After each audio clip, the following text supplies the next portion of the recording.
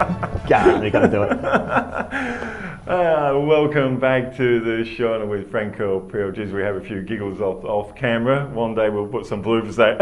Oh dear. I know they might be a bit blue, some of them, but anyway. Yeah. But we're talking about vacuum. We were saying about friends of ours that, after 6 years, because the sand was blowing from the backyard, and replaced it with exactly the same colour carpet, because it wasn't like they were doing it for a colour change, just they'd worn their carpet out from lack of maintenance. And you're saying just the inconvenience to do that, have to pull the beds out, the furniture out, the time. It's not just, the cost is expensive as well. Yeah. But there's a lot of inconvenience, isn't there? Yes. You have to strip your house out completely. It's not just like, we're going to shift it around a little bit in the room. No, everything's got to come out. And if you've got a house full of carpet, even if it's just the bedrooms, there's still a huge amount of stuff that's got to come out. It's not a fun task. No. Not by any stretch, at least not in my mind. It's not. Not in my mind. I can think of better things to be doing on the weekend than going home. Yeah, so replacing every 5 or 6 years, I think is just incredible, because carpets will last more than that, especially in a domestic application. If it's a commercial application in a really high traffic zone, then you might sort of start looking at that kind of that wear rate. But for a domestic application, if you can't get 10 years out of a carpet, you've really done something majorly wrong to it. Yeah, you've certainly not looked after it at all. No. One of the things to look after is this vacuuming, and you mentioned in the previous segment, you missed it, go back and watch that, but you were mentioning that you've got a vacuum cleaner. You've tweaked it a bit. Yeah. But you said even in its standard form, it's a really good vacuum cleaner. I keep hearing you say uprights. Yes. So an upright vacuum cleaner, for those of you who don't know, we talk about uprights and barrel vacuum cleaners. A barrel vacuum cleaners are literally that barrel that you drag along behind you, and you've got the little suction head on it, and you walk around and vacuum your carpet and hard floor and whatever the case may be. Your upright vacuum cleaners, on the other hand, literally stand upright, okay, and then they have a power head with a brush that rolls around in there.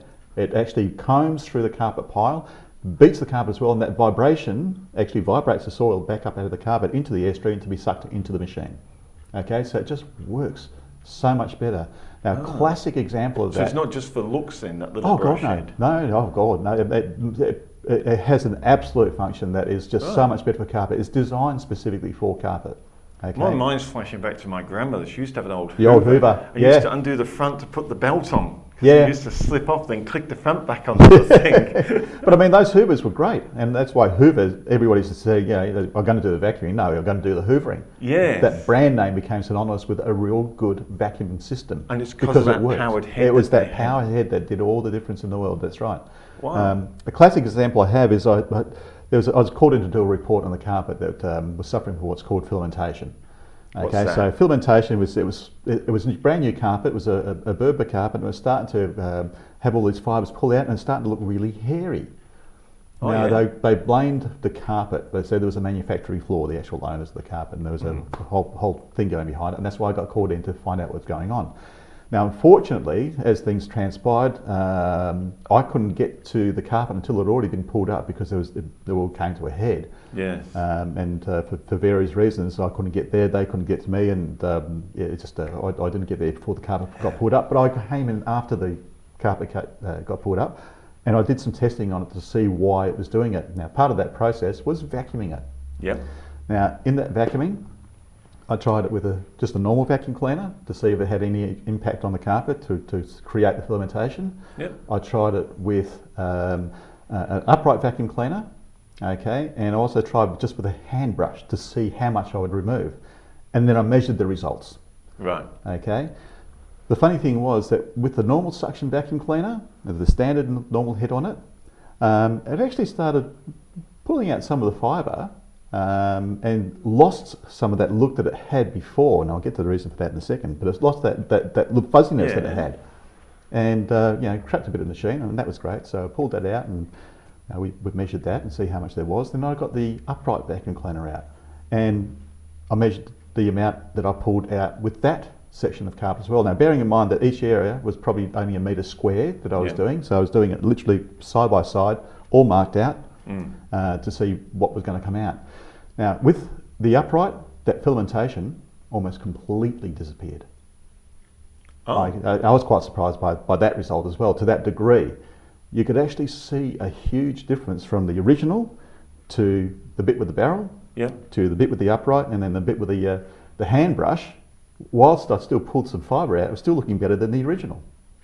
Okay, so 3 minutes of hand brushing, that was great fun, I can tell you. Yeah, I bet that was great. But once again, I've measured By the all way, Franco does have a lab where you do all the experiments.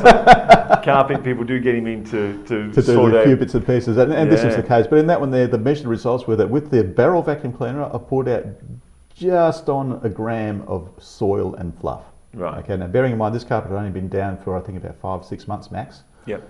So I pulled out 1 gram of embedded soils and this fluff. The upright vacuum cleaner, I pulled out 6 grams. Now, bearing in mind these were side by side, so it's not like there's one area that's trafficked more than the other. They were literally side by side. Now, I did that on purpose to see how much difference there was.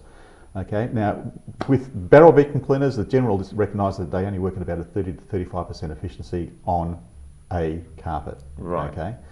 You put a power head onto those because you can get power head for those as well, and that jumps up to around about a 60-65% efficiency. An upright vacuum cleaner, 95% efficiency. Wow. Okay, and that result was not unexpected. Yeah. It was a bit more than I thought it was going to be. Okay, but it wasn't unexpected. Oh. And as I said, they were measured results. Each section was vacuumed for 3 minutes exactly in all directions. So each section was treated in the same manner. But the upright vacuum cleaner just pulled out so much more, and the carpet looked magnificent. So what was going on? What had happened there is because it's a brand new wool carpet, they're always going to shed. Right. Okay, so it's a natural fibre, isn't it? The wool, it's a natural fibre. Okay, and wool, because of the fact that it's little short sections that it's been spun into a yarn, there's also going to be some little loose fibre from manufacture, and that's going to come off. Right. In fact, a wool carpet will shed throughout its entire life. General rule of thumb is the more it sheds, the better quality it actually is, because there's a lot of extra fibre in there. Yeah. Okay, the heavier the carpet, the more fibre, the loose fibre there will be. It's just a natural fact. Huh, there you go. No, that's right. So anyway, what had happened is that the carpet was shedding, as to be expected. Yeah. And the retailer said to them, just vacuum the carpet more. And the manufacturer said, just vacuum the carpet. In fact, I'm not sure who it was that said to them, and I think it might have been someone from the manufacturer end, said to use the brush, because your normal vacuum cleaner has got a setting for hard floor, which is the brush that comes down, and the setting for carpet, which is just the actual base. So it slides and glides over the carpet quite easily. They thought that to be able to get this filamentation to stop happening, get the brush out and it'd be more aggressive. No. All they were doing is they're pulling more fibre out of the yarn, but that was still trapped within the yarn because it wasn't meant to be coming out. No. And that's why it was getting like that. But when I came along with the upright vacuum cleaner and an aggressive brush, it just yanked them straight out and that filamentation disappeared.